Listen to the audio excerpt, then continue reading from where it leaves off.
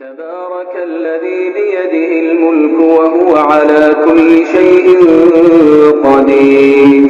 الذي خلق الموت والحياة ليبلوكم أيكم أحسن عملا وهو العزيز الغفور الذي خلق 7 سماوات طباقا ما ترى في خلق الرحمن من تفاوت فارجع البصر هل ترى من فطور ثم ارجع البصر كرتين ينقلب إليك البصر خاسئا وهو حسير ولقد زينا السماء الدنيا بمصابيح وجعلناها رجوما للشياطين وأعتدنا لهم عذاب السعير وللذين كفروا بربهم عذاب جهنم وبئس المصير إذا ألقوا فيها سمعوا لها شهيقا وهي تفور تكاد تميز من الغيظ كلما ألقي فيها فوج سألهم خزنتها ألم يأتكم نذير قالوا بلى قد جاءنا نذير فكذبنا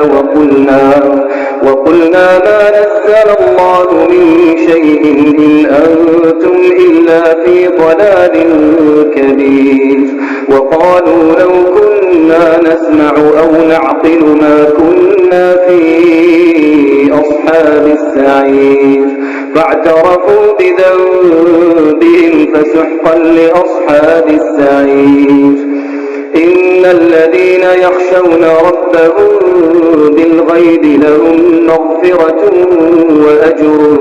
كبير وأسروا قولكم أو اجهروا به إنه عليم بذات الصدور ألا يعلم من خلق وهو اللطيف الخبير هو الذي جعل لكم الأرض ذلولا فامشوا في مناكبها وكلوا من رزقه وإليه النشور أأمنتم من في السماء أن يخسف بكم الأرض فإذا هي تمور أم أمنتم من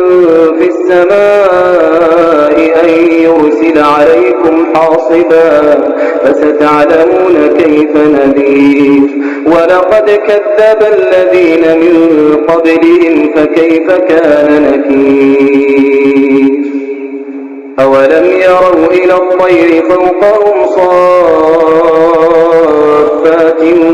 ويقبض ما يمسكهن إلا الرحمن إنه بكل شيء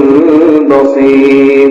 أمن هذا الذي هو جند لكم ينصركم من دون الرحمن إن الكافرون إلا في غرور أمن هذا الذي يرزقكم إن أمسك رزقه بل لجوا في عتو ونفور أفمن يمشي مكبا على وجهه أهدى أمن يمشي سويا على صراط مستقيم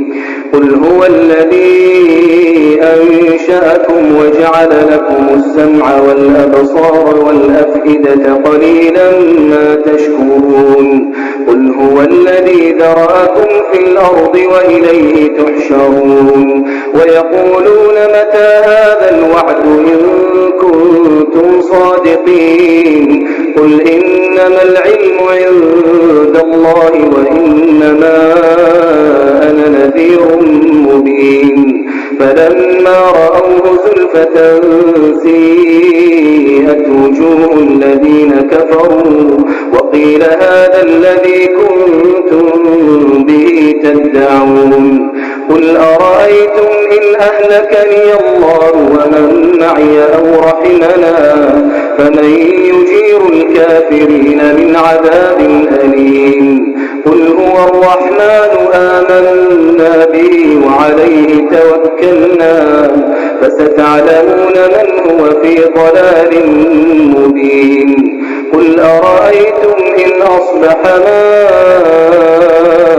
ماؤكم غورا فمن يأتيكم